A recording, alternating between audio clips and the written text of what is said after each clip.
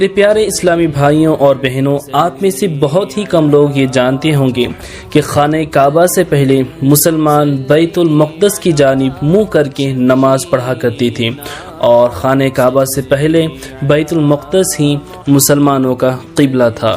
اس کے بعد اللہ تبارک و تعالیٰ کے حکم کے مطابق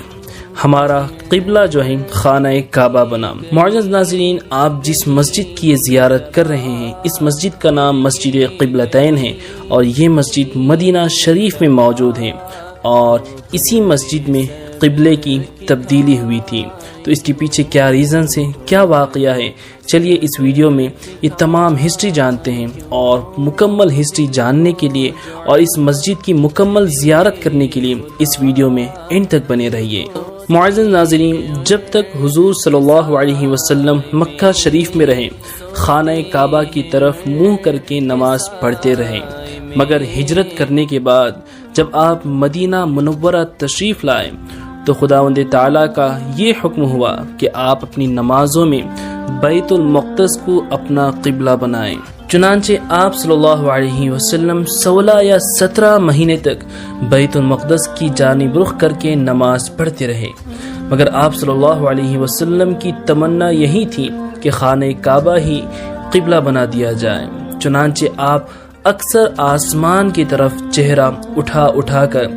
اس کے لیے وحی کا انتظار فرمایا کرتے تھے، یہاں تک کہ ایک دن اللہ تبارک و تعالیٰ نے اپنے حبیب صلی اللہ علیہ وسلم کی دل کی آرزو پوری فرما دی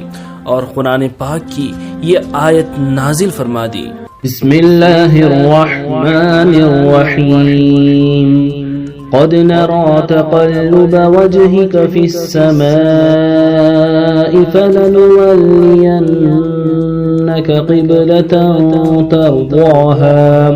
قبلة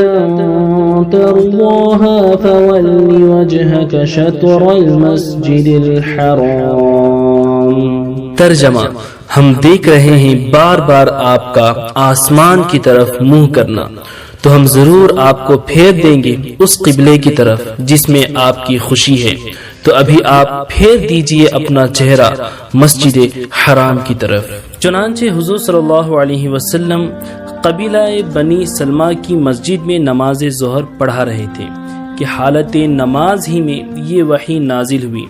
اور نماز ہی میں آپ نے بیت المقدس سے مڑ کر خانہ کعبہ کی طرف اپنا چہرہ کر لیا، اور تمام مقتدیوں نے بھی آپ کی پیروی کی۔ معزز ناظرین، یہی وہ مبارک مسجد ہے جہاں پر یہ عظیم واقعہ پیش آیا۔